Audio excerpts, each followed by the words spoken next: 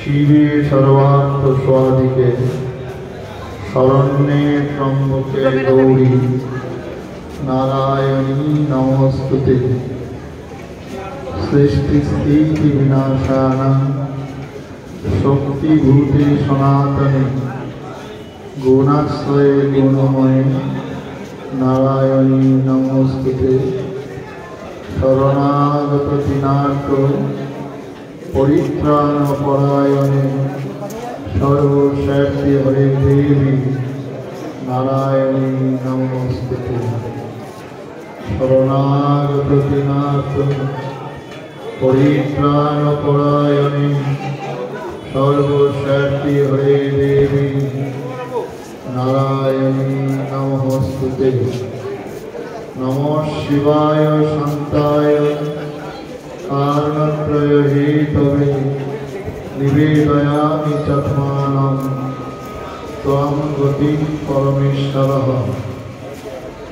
রামায় রামচন্দ্রায় রামভদ্রায় বেধসে রঘুনাথায় নাথায় সীতায়া পতয়ে নমঃ।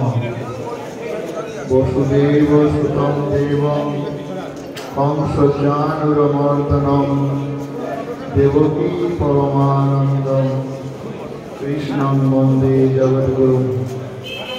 অদ্বৈতং প্রেম ঘন দিব্যমূর্তি আচার্য রূপং প্রণবং নমামি। আজকে আমরা শ্রীক্ষেত্র শ্রীধামে উপস্থিত হয়েছি।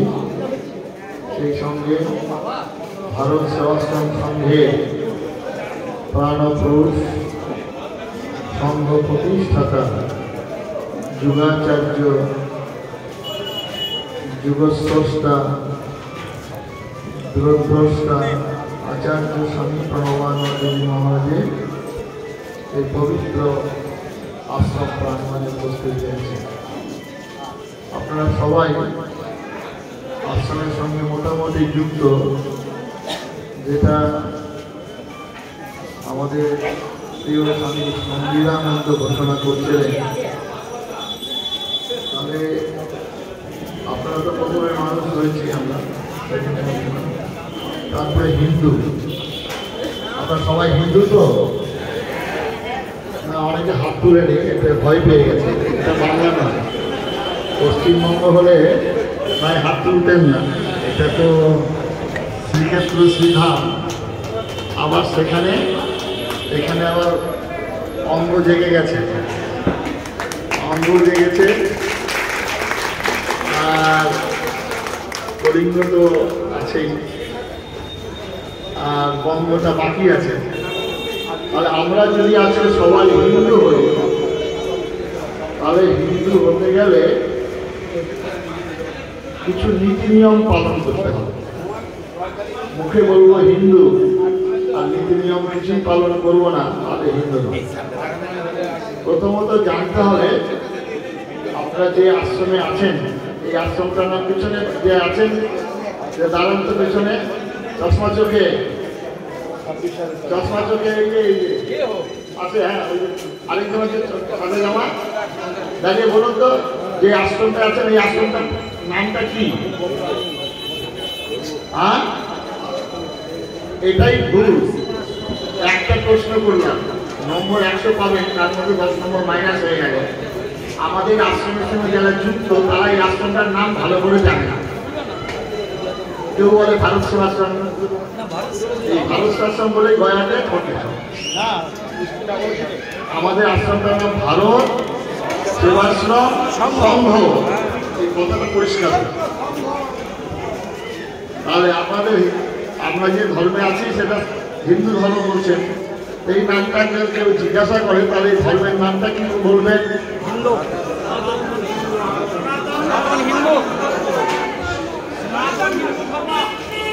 শাশ্বত সনাতন হিন্দু ধর্ম, কথাটা পরিষ্কার হলো।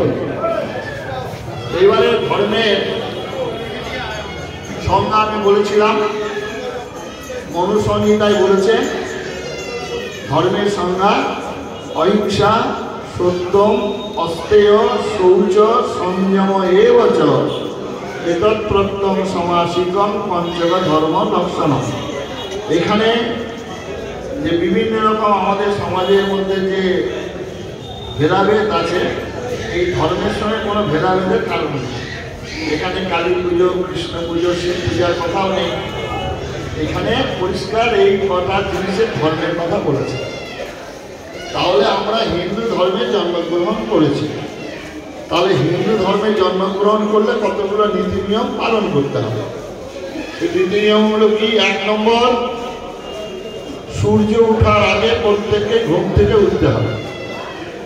আপনি বাড়িতে ছেলে মেয়ে, বন্ধু বান্ধব, আত্মীয় স্বজন সবাইকে ঘুম থেকে উঠাতে হবে সূর্য ওঠার আগে। অসুস্থ ব্যক্তি, বয়সজনিত কোনো কারণ, রাত্রি জাগরণের কোনো কারণ হলে আলাদা প্রশ্ন, কিন্তু প্রত্যেককে এটা উঠতে হবে ব্রাহ্ম মুহূর্তে শয্যা ত্যাগ। এটা সনাতন হিন্দু ধর্মের প্রত্যেককেই করতে হবে, ঠিক আছে? সূর্য ওঠার 8 ঘন্টা আগে হচ্ছে ব্রাহ্ম মুহূর্ত।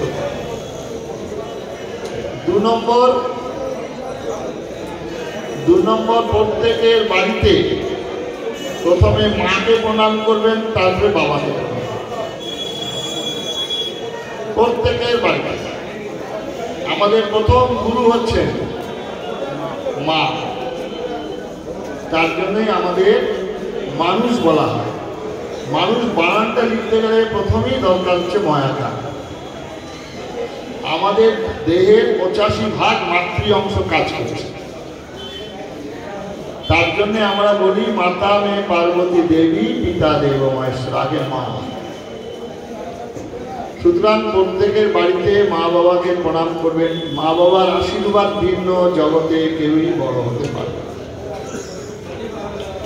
মা বাবার আশীর্বাদ যাদের শিরে বর্ষিত হবে তাদের জীবনটা শান্তিময়। সেই জন্যে প্রত্যেকের বাড়িতে মা বাবাকে প্রণাম করা অভ্যাস। এই শ্রীক্ষেত্র থেকে যখন যাবেন শুরু করবেন। 2 নম্বর।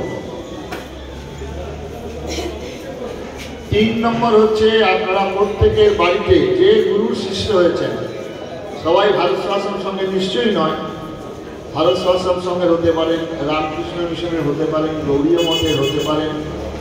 প্রত্যেকের বাড়িতে ঠাকুর দেবতা আছে। দীক্ষিত না হলেও ঠাকুরের আসন আছে। তাহলে সেই আসনে এবারে আপনাকে কাপড় ছেড়ে, মুখ ধুয়ে কাপড় ছেড়ে বসতে হবে। গুরুনাম যারা নিয়েছেন সেখানে প্রথমে প্রদীপ জ্বালাবেন। সবার বাড়িতে প্রদীপ আছে তো?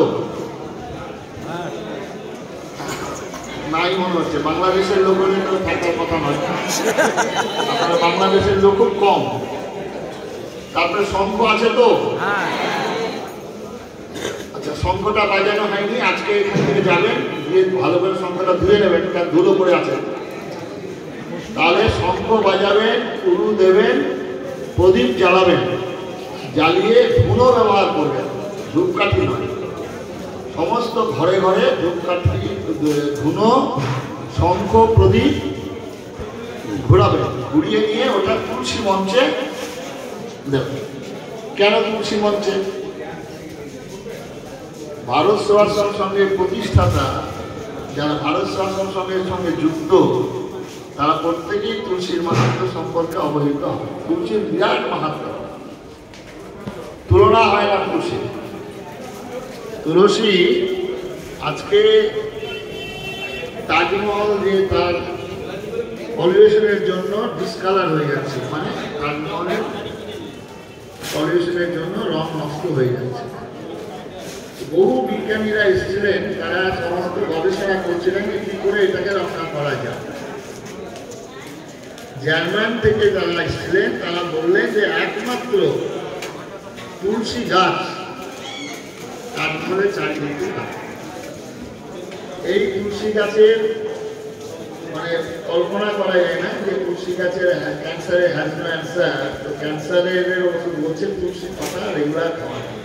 তুলসীর মঞ্জুরিগুলোকে শুকিয়ে রেখে সেটাও চায়ের সঙ্গে মিশিয়ে খাওয়া। আমরা আমি যখন যাচ্ছিলাম আমরা কয়েকজন মিলে মানে অমরনাথ, তো সেখানে আমাদের বলে চা খাই না, সন্ন্যাসীরা চা পান করি না, তো বলে চায়ের বদলে তুলসী মঞ্জুরি দিয়ে একটা চিত্র তৈরি করে দেবো, অপূর্ব। তো সেখানে আপনার তুলসী গাছের এত অক্সিজেন দেয়, এবং তুলসী গাছের কারণ আমাদের বাড়িতে যদি আমরা 4 জন মেম্বার থাকি, এখন তো 4 জন নেই, বাবা মা স্বামী স্ত্রী আর একজন হয়তো হতে পারে, সেটাও বহু জায়গায় নেই, এত নিউক্লিয়ার ফ্যামিলি হয়ে গেছে। তো সেখানে প্রত্যেকের নামে একটা করে তুলসী গাছ থাকে। গুরু মহারাজ তুলসী গাছের স্বয়ং নারায়ণ দর্শন করেছিলেন যখন তার বয়স 5 বছর ছিল। মা রোহিণী ভক্তি করে তুলসী গাছে প্রণাম করছেন, শঙ্খ বাজান। প্রশ্ন হলো যে তুলসী গাছ তো ছায়া দেয় না, তুলসী গাছ তো ভালো ফুলও দেয় না, তুলসী গাছ তো ফলও দেয় না, তুলসী গাছের কোনো ব্যবহার। আপনি একা দেখছেন, এটা থেকে 1000 লোক, 1 লাখ লোক দেখবে। ঘৃণা করে থুতু ফেলেছিল, সেই থুতু থেকে স্বয়ং শঙ্খচক্র রাপদ্মধারী নারায়ণের নয়। ভারত সেবাশ্রম সঙ্গে সর্বত্র তুলসী মঞ্চ, তুলসী গাছকে রাখা হয়, এবং সনাতন হিন্দু ধর্মের বাড়িতে প্রত্যেকের তুলসী গাছ রাখা হয়।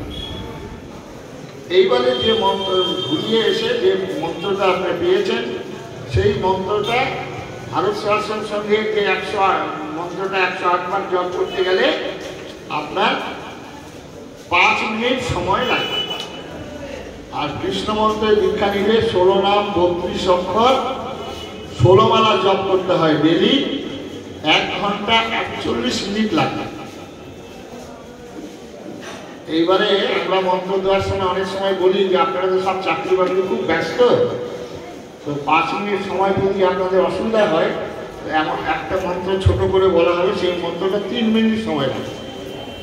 আমাদের হিন্দুরা, বাঙালি হিন্দুরা বলছে স্বামীজি 5 মিনিটের জায়গায় যে 3 মিনিটে হয়, সেটা খুব ভালো হয়।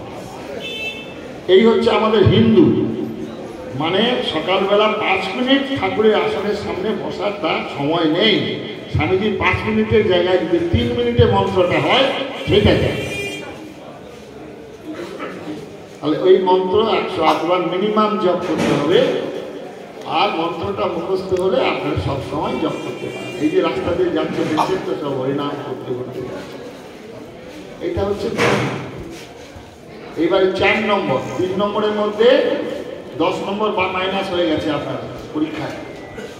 4 নম্বরের পরীক্ষা হচ্ছে এবার বাড়ির বাইরে যেতে হবে, সংসারের কাজকর্মে যেতে হবে, রুজি রোজগারের জন্য যেতে হবে, ব্যবসা বাণিজ্যের জন্য যেতে হবে। সনাতন হিন্দু ধর্মের মানুষ যদি পরিচয় দেন, কোনো রকম নেশা করা যাবে না, কোনো রকম নেশা করা যাবে না, জল খাওয়া যাবে না। কি বলছেন সাধু বাবা? জলের আরেক নাম তো জীবন। বুঝতে পারছেন তো? বিহারে তো নিষেধ করেছে, পশ্চিমবঙ্গে আবার কলেজের সামনে লাইসেন্স। আমাদের কোনো আশ্রমের হোস্টেল আছে, হাই স্কুল, সেই আশ্রমের সামনে লাইসেন্স দিয়েছে। এবারে মুর্শিদাবাদে 21টা লাইসেন্স। বুঝতে পারছেন কি জল? যে জল খেলে আপনি রাজা হয়ে যাবেন বাড়িতে, সেই জল খাওয়া যাবে। রাজা নেশা করা যাবে, ঠিক আছে? আমি মুর্শিদাবাদে থাকি, আপনারা অবাক হয়ে যাবেন, মুর্শিদাবাদ জেলার বিড়ি সারা ভারতবর্ষে সাপ্লাই হয়। ডেলি বিড়ি তৈরি হয় ওখানে 42 কোটি। জঙ্গিপুর সাব ডিভিশনে মুর্শিদাবাদ জেলার বিড়ি তৈরি হয় 42 কোটি। সেই বিড়ি যায় সারা ভারতবর্ষে। তো সেই জন্যে আপনারা নেশাটা একদম বাদ দিতে হবে। আপনি সনাতন, প্রথমেই বললেন সনাতন হিন্দু ধর্মের মানুষ। এরপরে 5 নম্বর, আয় বুঝে ব্যয় করতে হবে। আয়ের অতিরিক্ত ব্যয় করা যাবে।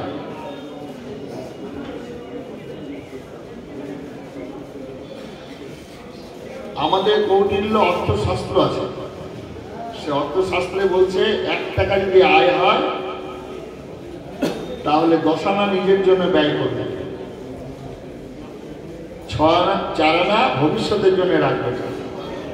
দৈনিক জিজ্ঞেস করবেন, এই যে মা ভবিষ্যতের জন্য রাখছে তো, জিজ্ঞেস করবেন, না ওটা আপনাকে দেখায় না নাকি? থাকলো 2 আনা, 2 আনা কি করবেন? কলকর্তাল বাজাবেন। এই 2 আনা প্রথমে আপনার নিকট ভাই বোন আত্মীয় স্বজন পাড়া প্রতিবেশী তাদের যা অভাব থাকলে আপনি চেষ্টা করবেন তাকে সাহায্য। তারপরে হচ্ছে আপনার যদি আজকে 50 টাকা খরচা করেন, 50 পয়সা রাখতে হবে গুরুধামের জন্য। 100 টাকা যদি খরচা হয় 1 টাকা রাখতে হবে গুরুধামের জন্য। মাসের শেষে নিকটবর্তী যে কোনো গুরুধাম ভারত আশ্রম সঙ্গে এটা পৌঁছে দিয়ে আবার রসিদটা চেয়ে নেবে। তাহলে আয় বুঝে ব্যয় করতে গেলে কি করতে হবে?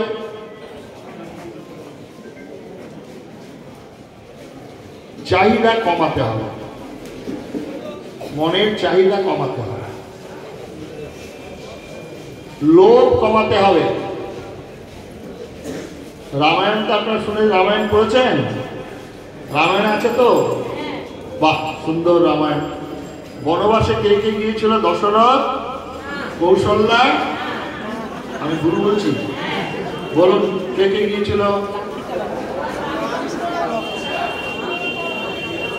রাম, লক্ষ্মণ, সীতা। সীতা কি হয়েছিল বনবাসে গিয়ে? এমনি শুধু শুধু রাবণ হরণ করলো? এই হিন্দু মেয়েদের শুধু শুধু লাফিয়ে যায়, শুধু শুধু রাবণ হরণ করল। সোনার হরিণ, সোনার হরিণ হয় না বলছেন রামচন্দ্র, বোঝাচ্ছে সোনার হরিণ হয় না। বিয়ে করার সময় আপনাকে মন্ত্র বলেছিল কি? দিদিমার মন্ত্রটা ভুলে যাওয়ার কথা।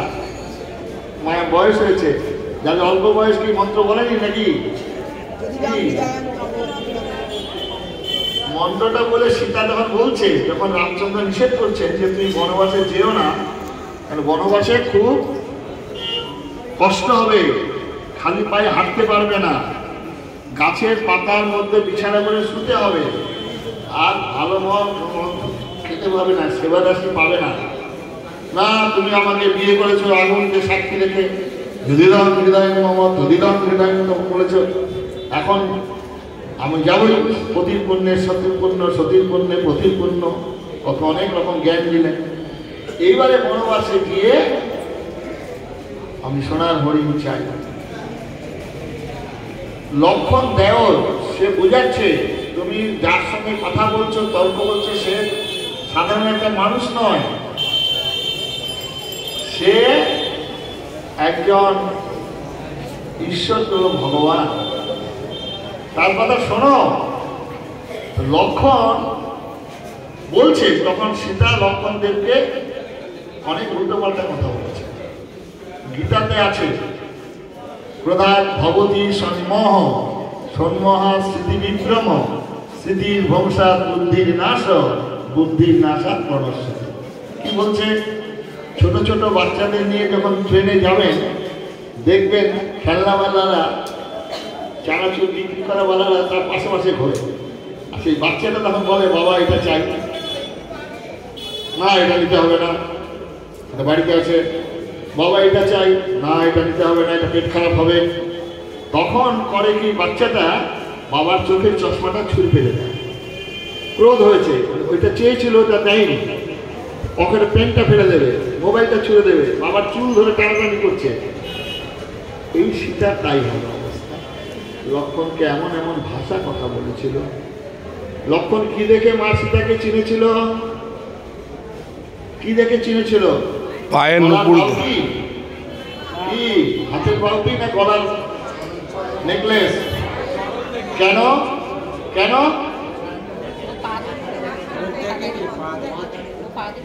12 বছর যে মাতৃর মুখ দর্শন করেনি নায়িকাকে, তিনি মেঘনাথকে বধ করতে পারবেন।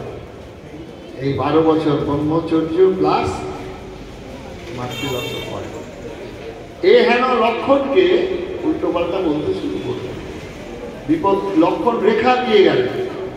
আমাদের হিন্দু মা বোনের লক্ষণ রেখা কি লক্ষণ রেখা? হিন্দু মা বোনের লক্ষণ রেখা আজকাল মানছে না বলেই আমাদের হিন্দু মা বোনরা বিপদগ্রস্ত হচ্ছে। আরো তো মা বোন আছে, মুসলিমদের আছে, খ্রিস্টানদের আছে, তাদের তো হচ্ছে না, খালি আমাদের হিন্দুদের। হিন্দু মা বোনেরা কালকে একজন এসেছিল আমাদের স্কুলের টিচার, এখানে শুধু কিছু নেই, বাচ্চা তার মেয়ে আছে, প্রণাম করছে, আমি তোমার কপালে সিদ্ধি নেই, ওই দিতে ভুলে গেছে মানে। তো এই তো অবস্থা, সেই জন্য লক্ষণ রেখাটাই তো মানার চেষ্টা করতে হবে। সীতা এই লক্ষণ রেখাটা মানলেন না, যার ফলে দুর্গতিটা লোভ, এটাকে কমাতেই হবে। এটা হচ্ছে 5 নম্বর। 6 নম্বর অ্যাডজাস্টমেন্ট। অ্যাডজাস্টমেন্ট মানে সবাই জানেন কি?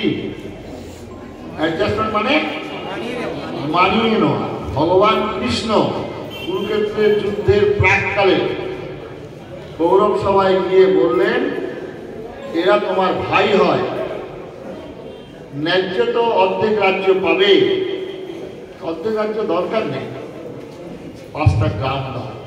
কি বলেছিল দুর্যোধন?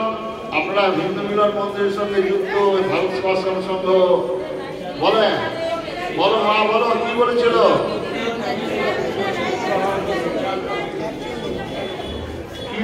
বিনা যুদ্ধে নাই দেব সুচার করবে। ফলে কি হলো? ফলে কি হলো? যুদ্ধ হলো। যুদ্ধে কি হলো? রতি, মহারতি। আমাদের বাংলার হিন্দুদের এখন কি অবস্থা? এই কালকেই আমি যখন আসছি তখন দাদা ভাইকে টাইট করার জন্য, জব্দ করার জন্য মুসলমানকে অর্ধেকটা বাড়ি বিক্রি করে। সেই ছোট ভাই কাঁদতে কাঁদতে আমার কাছে এসছে, স্বামী বাঁচান, আমার সঙ্গে দাদা ঝগড়া করে ভাইকে মুসলমানকে বিক্রি করে দিচ্ছে। এই অ্যাডজাস্টমেন্ট। কালিয়াচকে ঘোষ সম্প্রদায় গোয়ালা, সেখানে 2 ভাইয়ের ঝগড়া দিয়ে বাড়ি ভাগ করে গোয়াল ঘরটা বড় ভাইয়ের বেডরুমের পাশে তৈরি করছে। আর সেখানে ছোট ভাই বলছে যে তুই এখানে তৈরি করলে ছোট ভাইয়ের বউ, তো আমরা থাকবো কি করে? এখানে গরুর গোবর পেচ্ছাপের গন্ধ। দাদাকে খবর দিয়েছে, দাদা ছেলেকে নিয়ে চলে এসছে ছুটে, এসে বলছে তুই 1 ইঞ্চি যদি এদিকে করিস তাহলে রক্ত গঙ্গা বয়ে যাবে। ব্যাস, 2 ভাই ঝগড়া হয়ে মারামারি হলো, মারামারিতে 2 ভাই মারা গেল। হাসুয়া মানে কালিয়াচক ওইদিকে হাসুয়া বলে, হাসুয়া, হেসো। কারণটা যদি বড় ভাই এসে বলতো, ভাই রে তুই বাড়িটা করছিস উত্তর দক্ষিণ, সেটাকে যদি পূর্ব পশ্চিম করিস কিংবা 2 ফুট যদি সরিয়ে নিস, তাহলে 2 ভাই আমরা শান্তিতে থাকি। এই কথাটা বলার অভাবে মারামারি খুনোখুনি হয় না। এই অ্যাডজাস্টমেন্ট আমাদের বাংলার হিন্দুদের, বাঙালিদের খুব কম, যার জন্য আমাদের যখন পূর্ববঙ্গে ওখানে ব্রাহ্মণ পাড়া ছিল, ওখানে নাপিত পাড়া ছিল, ওখানে আপনার কায়স্থ পাড়া, এইসব কাপালিক পাড়া, কাপালিকরা একটু শক্তিশালী, নমশূদ্ররা একটু শক্তিশালী। যেমন বামুনদের গ্রামে আক্রমণ করছে, তাদের মধ্যে সালা বামুনদেরকে ভালোই করে দেখো, তারা হাসছে নমশূদ্ররা, কাপালিকরা। আর যখন নমশূদ্র কাপালিকদের বাড়িতে এসছে তখন বামুনরা হাসছে। এই করে আমাদের হিন্দু সমাজ বাংলায় ধ্বংস। তাহলে অ্যাডজাস্টমেন্ট করতে হবে। বাসে, ট্রেনে, পাড়া প্রতিবেশী, স্বামী স্ত্রী, ছেলে মেয়ে, এই অ্যাডজাস্টমেন্টের অভাবে আমাদের হিন্দুর সংসারে আগুন। স্বামী স্ত্রী অ্যাডজাস্টমেন্ট কিছুতেই হচ্ছে না, ডিভোর্সে কোর্টে যাবেন, বেশিরভাগই হচ্ছে আমাদের হিন্দু। তোর দেখা পাইনি রে, কোর্টে দেখা হবে রে, অ্যাডজাস্টমেন্টের অভাব। এরপরে হচ্ছে মুখের ভাষা। সবাইকে আমরা হিন্দিতে কথা বলবো, কালকে স্বামীজি হিন্দিতে বলছিলেন, সবাইকে ইংরেজিতে। কালকে ভাষার কথা সাহিত্যিক বলেছে। ও হ্যাঁ হ্যাঁ, ধনুক থেকে যদি তীর চলে যায়, তীর ফিরে আসবে না। কালকে যে সাহিত্যিক আমাদের টাউন হলে বক্তব্য রাখছিলেন, মুখের ভাষার কথা। এই মুখের ভাষার জন্য আমার বেলডাঙ্গা থেকে লোক গেছেন স্বামীজির ওখানে, আমাকে মাসে দেয় 10 টাকা, আর স্বামীজির মুখের ভাষার জন্য তাকে দেয় 100 টাকা। মা জন্মগ্রহণ করার সময় আমার মুখে মধু দেয়নি, যত মধু দিয়েছেন এই স্বামীজিকে। স্বামীজির ওখানে যদি দ্বারকায় একবার আপনি যান, তাহলে আপনার আমাদের ব্রাঞ্চের আমাদের অবস্থা খারাপ। এই শিবরূপানন্দ স্বামীজি এখানে সাক্ষাৎ আছে, তার লোক গিয়েছিল, চাঁদা দেওয়া বন্ধ। ডাক্তার এখানে কি হয়? স্বামীজির মুখের ভাষা, এই মুখের ভাষাই হচ্ছে। দ্রৌপদীর মুখের ভাষা ভালো ছিল না।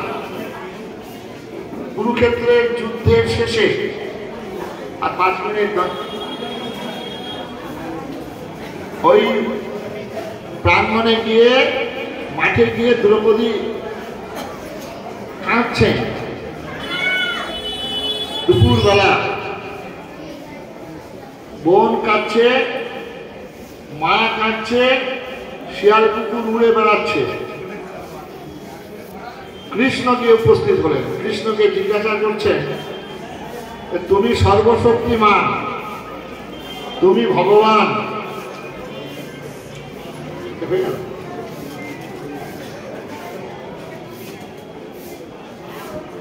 সব জেনে নিন। তখন দ্রৌপদীকে বলছে, দ্রৌপদী এই কুরুক্ষেত্রের যুদ্ধের জন্য দায়ী তুমি। আপনারা কেউ জানেন? এখানে কেউ বলতে পারবেন কুরুক্ষেত্রের যুদ্ধের জন্য দ্রৌপদী দায়ী? আমিও জানতাম না। একজন মুসলিম হেডমাস্টার রাষ্ট্রপতি পুরস্কার পেয়েছিল। আমি তাকে জিজ্ঞাসা করলাম, রাষ্ট্রপতি পুরস্কার পেতে গেলে আপনাকে কিছু প্রশ্ন করে? হ্যাঁ, আমাদের রাষ্ট্রপতি প্রশ্ন করেছে। তো রাষ্ট্রপতি প্রশ্ন করেছিলেন যে কুরুক্ষেত্রের যুদ্ধের জন্য দায়ী কে? আমি বাংলায় আমাদের যখন পিএইচডি করি, তখন আমি এই বৈষ্ণব শাস্ত্র, মহাভারত এইসব নিয়ে পড়াশোনা করেছিলাম। তখন আমার মাথায় ঢুকেছিল যে কুরুক্ষেত্রের যুদ্ধের জন্য দায়ীটা দ্রৌপদী। আমি তো শুনে অবাক। আমি আর জিজ্ঞাসা করলাম যে আমি আশ্রমে সন্ন্যাসী, আর আমি জানি না, এই বলে আমি চুপচাপ থেকে গেলাম। এসে গুগল খাচ্ছি, বহুক্ষণ জিজ্ঞাসা করছি। তখন একজন আমাকে বললেন যে হ্যাঁ মহারাজ, আপনি ঠিক বলেছেন। কেন দায়ী? প্রথমত যে স্বয়ংবর সভায় যদি লেখা থাকতো যে প্রত্যেকের বংশ পরিচয় নিয়ে প্রবেশ করতে হবে, বংশ পরিচয় ছাড়া কেউই প্রবেশ করতে পারবেন না, এটা যে গেটে লেখা থাকতো, তাহলে কর্ণ ওই স্বয়ংবর সভায় অংশগ্রহণ করতেন। 1 নম্বর ভুল। 2 নম্বর ভুল, যখন সাথে করে আনছেন 5 ভাই 5 ভাই, কে 5 ভাই? কে বলতে পারবেন? পঞ্চপাণ্ডবরা ক ভাই? যুধিষ্ঠির, দুর্যোধন, আমি বললাম। তাহলে এই 5 ভাই মিলে দ্রৌপদীকে সঙ্গে করে নিয়ে আসছে। মা ছিলেন রান্নায় হয়, বললেন মা আমরা একটা ভালো জিনিস এনেছি। কি বললেন? 5 ভাই ভাগ করে খাও। তখন দ্রৌপদীকে প্র্যাকটিক্যাল হতে হতো, মা আপনারা অবলা নন, আপনারা সবলা।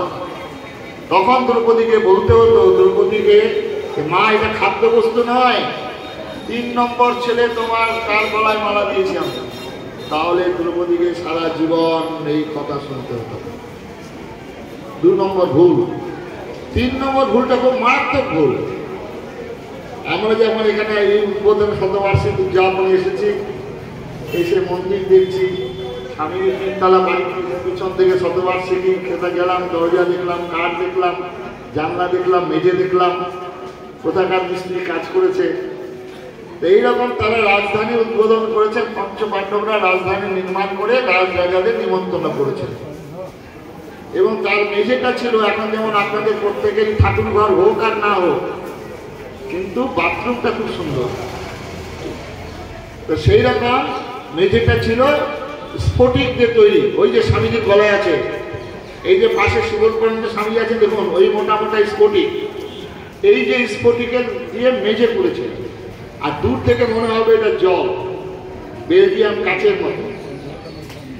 সেইখানে দুর্যোধন বেচারি এসেছিলেন, সেই জল মনে করে পা দিতে গিয়ে দুর্যোধন পড়ে গিয়েছিল। দ্রৌপদী কি বলেছিল? পেছনের মা সবুজ শাড়ি, বলুন বলুন, চোখে চশমা, সব আশ্রমে যায়, সব আশ্রমে। বলুন কি কি বলেছিল দ্রৌপদী? অন্ধর ছেলে অন্ধ, আন্ধা কা বেটা আন্ধা। বলা ঠিক হয়েছে? বাবা, আপনারা সবাই বলছেন না না ঠিক হয়নি, দ্রৌপদী ভুল করেছে। বলতে হয় না। যদি সমবয়স্ক হতো তাও প্রশ্ন।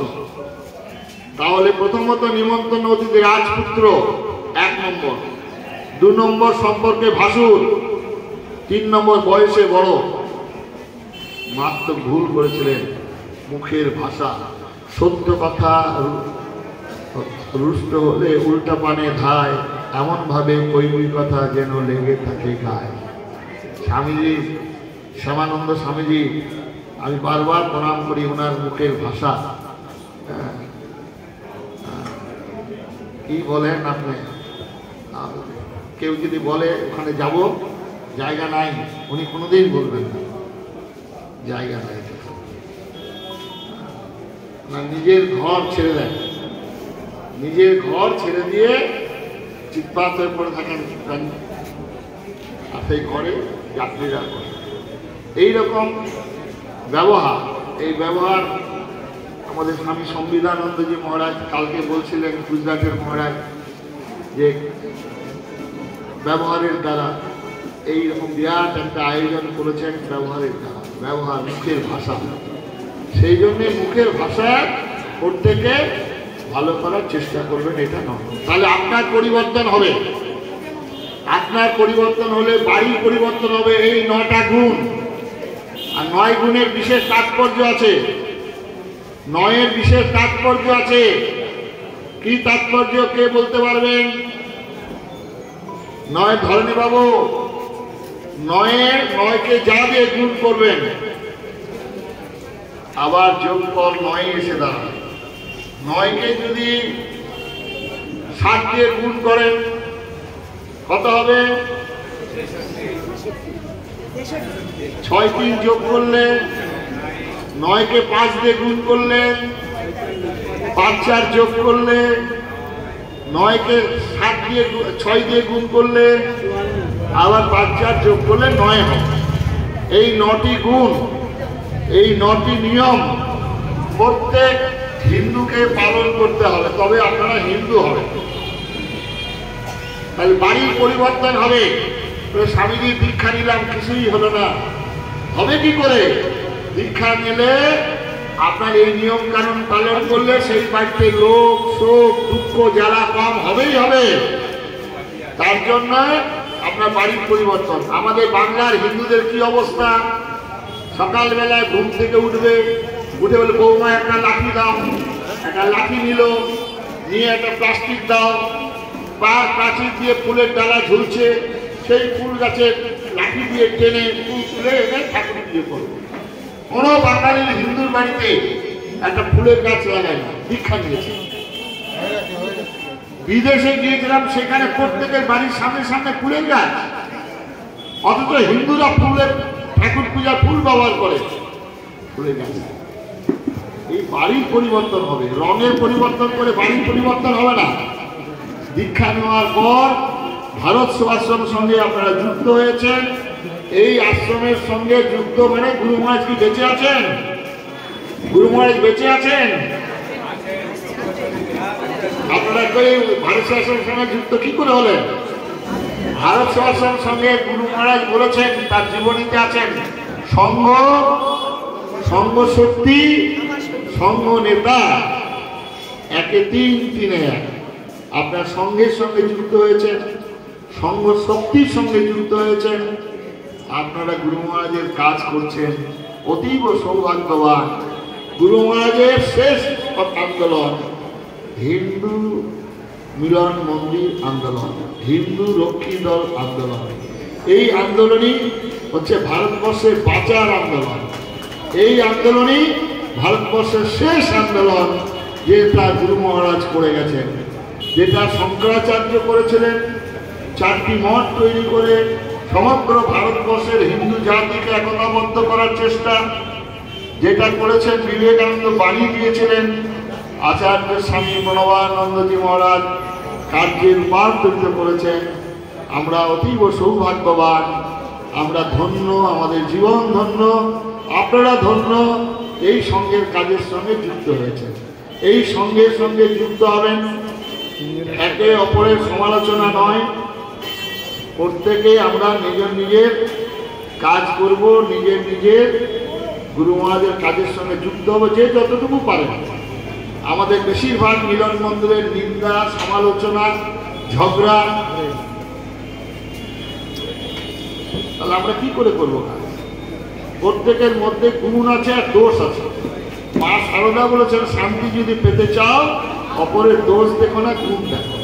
আমরা যদি প্রত্যেকের গুণ দেখি, তাহলে আমাদের সমস্ত সমস্যার সমাধান হবে। বাড়িতে হবে, রাস্তাঘাটে হবে, আশ্রমে মঠে মন্দিরে হবে, ক্লাবে হবে, সব আমাদের প্রত্যেকের গুণ নিয়ে আমি যাব। আসুন আজকের এই সুন্দর এতে আমরা